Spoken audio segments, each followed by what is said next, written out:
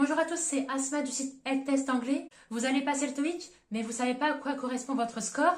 Eh bien, regardez cette vidéo parce qu'aujourd'hui, je vais vous expliquer clairement à quoi correspondent les scores au TOEIC et à quel niveau en anglais ça correspond. Restez bien tout le long de cette vidéo parce que je vous donne aussi des astuces pour optimiser au mieux votre score. Je vous explique tout ça après l'intro.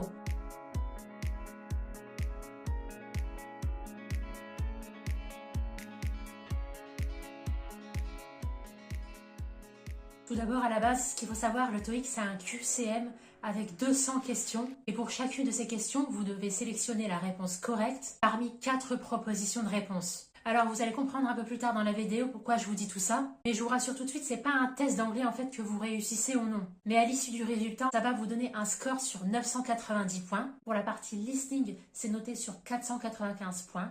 Et pour la partie reading, c'est également sur 495. Je vous précise tout ça maintenant aussi parce que ça va vous permettre en fait de savoir quel est le minimum de bonnes réponses. Donc concrètement, à quoi correspond votre score au TOEIC? Je vais vous donner aussi le nombre de réponses correctes que vous devez à chaque fois obtenir pour la partie listening et le nombre de réponses correctes que vous devez obtenir pour la partie reading. D'abord, on commence par le niveau A1. Ce qui va déterminer que vous êtes débutant, c'est un score d'au moins 120 points sur 990. Donc ça, je vous parle sur l'échelle du TOEIC. Ce que ça représente en réponse correcte pour la partie listening, c'est au moins 27 réponses correctes, minimum. Ensuite, pour la partie reading, vous devez avoir au moins 30 réponses correctes. Sachant aussi, je n'ai pas précisé, si par exemple vous êtes meilleur en compréhension orale qu'en compréhension écrite, si vous réussissez à avoir un meilleur score dans la première partie, ça peut faire gonfler votre score final. Donc là, ici, le niveau A1, c'est vraiment le minimum. Et pour arriver au niveau suivant, le niveau A2, vous devez avoir au moins 225 points sur 990 au TOEIC. Donc ça commence à se compliquer ici à partir du niveau A2. Dans la partie listening, vous devez au moins obtenir 110 sur 495. Pour la partie reading, vous devez au moins obtenir 115 aussi sur 495. Donc concrètement, pour la partie listening, ça représente au moins minimum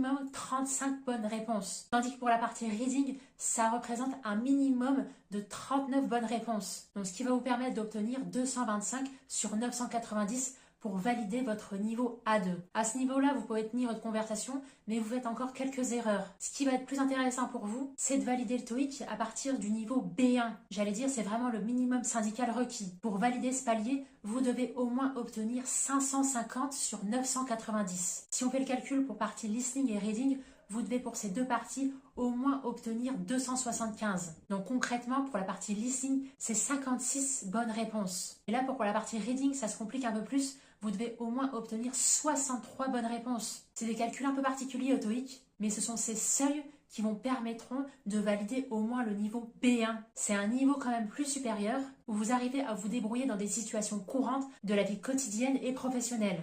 Alors maintenant, on arrive au niveau décisif, le niveau B2. Alors niveau B2, c'est au moins 785 points sur 990. Vous devez au moins obtenir 400 en listening et au moins 385 pour la partie reading. Donc on va arrondir 395 points sur 495 pour chacune de ces deux parties, ce qui représente en fait en listening au moins 75 bonnes réponses. En revanche, pour la partie reading, ça va vous demander au moins 84 réponses correctes. Alors c'est vraiment assez particulier comme mode de fonctionnement et de calcul, mais comme je l'ai précisé plus tôt dans la vidéo, si vous avez plus de facilité dans la compréhension orale, ça pourrait être facile pour vous de compenser les points manquants en obtenant plus de bonnes réponses dans la partie listening, et ce qui vous permet en fait de compenser vos difficultés dans la partie reading par exemple. Donc là je vais terminer avec le niveau C1 et je reviendrai juste après avec le niveau B2, parce que c'est à mon avis le seuil le plus important. Donc pour valider un niveau C1, vous devez au moins avoir 945 sur 990. Donc à ce niveau-là, vous avez une maîtrise de l'anglais très avancée. Donc ici, minimum 490 pour la partie listening et au minimum 455 pour la partie reading. Donc en listening, c'est 89 bonnes réponses que vous devez obtenir minimum et en reading, au moins 95. Donc ça, c'est le dernier palier qui est possible au TOEIC. Après, on arrive au dernier palier de l'échelle du CE-CRL, c'est le niveau C2.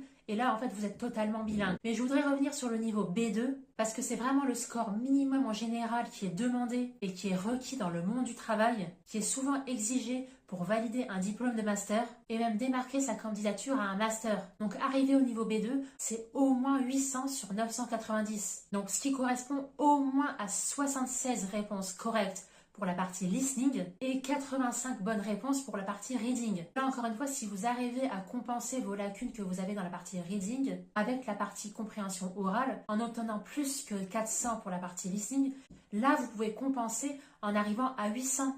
Et pourquoi j'insiste sur ce point-là ici, c'est qu'en fait au TOEIC vous devez faire preuve de stratégie. Déjà il y a 3 choses fondamentales que vous devez savoir si vous voulez optimiser au mieux votre score. D'abord, première chose, c'est qu'il n'y a pas de point négatif au TOEIC. Ça veut dire que si vous êtes bloqué sur une question, sélectionnez la réponse qui vous sonne le mieux pour vous. Alors la deuxième chose à savoir, c'est que parmi les 4 propositions de réponse, il y en a très souvent une qui est totalement incohérente. Donc celle-ci, vous pouvez l'éliminer d'office. Comme ça vous laisse 3 choix possibles. Alors dernière chose à avoir en tête, c'est que pour chaque partie du TOEIC, vous devez en fait connaître des astuces pour répondre efficacement aux questions. Je vous en donne une vite fait ici. C'est que par exemple, pour répondre efficacement aux phrases à trous dans la partie 5 et 6 du TOEIC, c'est en apprenant par cœur la structure d'une phrase en anglais, en sachant où se place tel mot et en apprenant à différencier tous les types de mots en anglais. Même si vous manquez de vocabulaire et que vous ne comprenez pas tout, ça peut déjà vous permettre de savoir quel type de mots en fait vous recherchez parmi les 4 propositions de réponse. D'ailleurs, cette astuce, je l'explique longuement dans ma mini-formation TOEIC, ma mini-formation gratuite qui vous aide à démarrer sereinement vos révisions à ce test d'anglais. Tout ça, ça se passe en description de cette vidéo si vous ne l'avez pas encore rejoint. D'ailleurs, si vous êtes déjà membre de ma newsletter,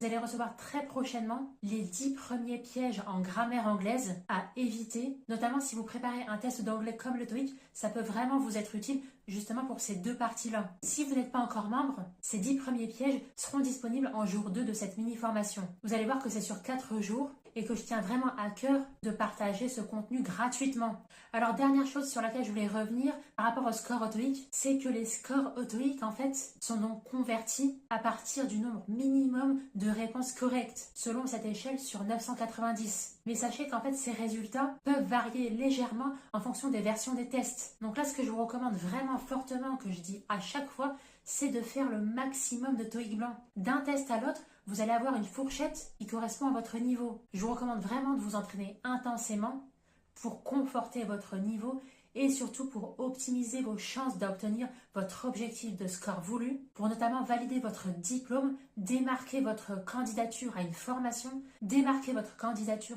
à une offre d'emploi. Le TOEIC, c'est la certification la plus demandée. Optimisez dès maintenant vos chances de réussite. Voilà, j'espère sincèrement que cette vidéo vous aura été utile. N'hésitez pas à me lâcher un like, ça prend une demi-seconde et ça me ferait très plaisir.